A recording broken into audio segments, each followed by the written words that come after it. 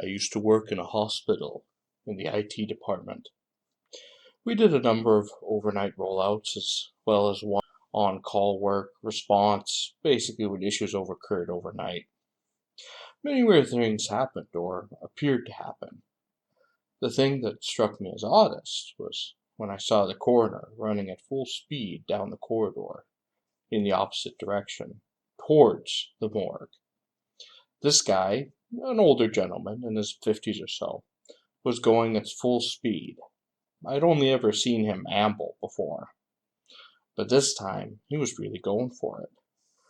As he got close to me, he yelled out of the way, I got another live one. I'm not sure what was more disturbing to me. The fact that he was dealing with what I could only assume was a dead body that now appeared to be alive, or the fact that he said another. This is one of some of the stories my grandfather used to narrate to me. Back in those days, my grandfather used to go to the nearby town from his village for various purposes. He used to leave early in the morning and return by late hours. The town was about 15 kilometers from the village back then. The rural areas were not much electrified, though the outskirts and the fields it was difficult to see the path, and he would reach the village during dark night hours. Being a relatively rich man, he had helped many fellow villagers. One such person was Shankar. Shankar owed a huge debt to my grandfather. Grandpa had lent him a large sum of money for the marriage of Shankar's only daughter at a time of his own dire need. As a result, he had a great respect for my grandfather. One day, Grandpa got very late while coming back. He couldn't see the crossroad pattern and ended up losing his way. Being the rainy season, he was finding it difficult to reach the village through the very many puddles. After toying in the dark for a while, Grandpa started to get very worried. It was exactly when a familiar voice called him from behind. It was Shankar with a lamp in his hand. Shankar immediately told Grandpa to start walking, as he used the lamp to show the path. He strictly told Grandpa not to look back. By not giving it much thought, Grandpa started walking. Throughout the path he conversed with Shankar, asking how his daughter was doing and how his crops were coming around. They discussed roads and rains in the village, and not once did my grandfather look back at him. Soon they arrived at the brink of the houses. Shankar left, saying he couldn't go any further, as he had someplace else that he needed to go. Grandpa continued on to the village by himself, and he kept walking until he observed an assembly of people standing together and discussing something. When they told him what they were discussing about, Grandpa froze. Shankar had passed away earlier that day. It wasn't someone who had shown the path, but it was something. Shankar had returned from death to acknowledge his debt and provide help to Grandpa when he needed it. My old co-worker had a son that was about his mid-30s, and he had a son named Hunter that was about 4 or 5 younger. She said that Hunter would have had bad dreams and that he would ask to sleep with his father whenever he got scared. One night, his dad woke up because he heard his son Hunter calling him, but he was calling him by his name, not Dad. So he went to Hunter's room to see if he was okay. The boy was still asleep. He woke him up and said, Hunter, you were calling me. Is everything okay? Hunter replied, Dad, when they call you, you're not supposed to answer, and then softly fell back to sleep. The father asked him again about it in the morning, but Hunter said he couldn't remember anything about that or having said it. This incident is amongst the few real-life horror stories I have experienced. It belongs to a time when I was pursuing my higher education from Shimla.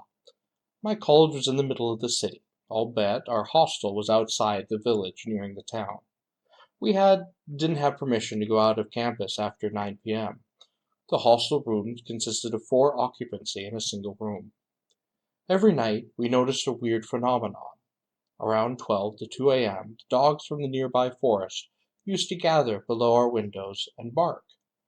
They used to stare continuously at the windows of mine and my neighbor, and cry in a deep tone. The tone itself created some weird feelings in us, and that would keep us awake all night. Thus, to counter this issue, we kept some pebbles on our windows to throw at them, whenever they would bark. I was the only practicing Brahmin in the hostel, and I used to wear my holy band. We called it a janyo. One night, my room partner woke up at 3 a.m. Then he noticed something quite paranormal. He spectated someone walking in the room, and there was the smell of rotten flesh. He, being a calm and daring person, didn't shout, but observed the whole happening quietly. Firstly, he thought of a local thief who had come to steal the utensils and electronical goods. My room partner noticed the pilferer marching about for 5 to 10 minutes.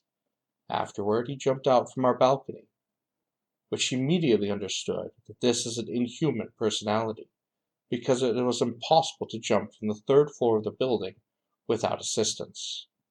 He began to shiver and uttered holy chants. Next day he narrated the whole incident to us, and we all were scared deep within, knowing it would happen again.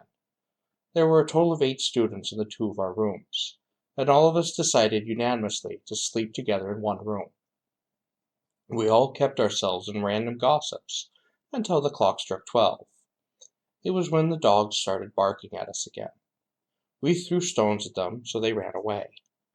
We took a look around the premises and finally decided to sleep. After a couple of hours, when all of us were sleeping, I had a feeling of something touched me. When I opened my eyes, I saw my best friend and roommate staring at me. I shook him, but he didn't move back. He was shivering and extremely terrified. He just whispered in my ears, "He is in the room." I took a look around the room, but I couldn't see anyone, although my friend kept on murmuring, "He is in the room." Next morning, everyone was quite scared to witness an old male walking around the rooms. This incident kept on repeating for a week. I used to mock them, as I never witnessed anything as such. But it was one day when my friend suggested for me to go to sleep without my janoi. I followed his advice. I placed my holy band away and awaited the paranormal until 1 a.m. Although due to the vigorous thoughts and extreme tiredness of schooling, I fell asleep. I didn't either remember the time or cause when my sleep intervened, but when I woke up, I saw a man walking in our room. It was like a scary dream, and I couldn't believe my eyes, and it terrified me quite a lot. Thus I stood up, and I tried to inquire him. Hearing my voice, 2 of my other friends woke up too. That moment I felt this is our last night, for it was one of our fellows' classmates' school. He had gone to his home on an ill leave. We all knew him, and we realized his death.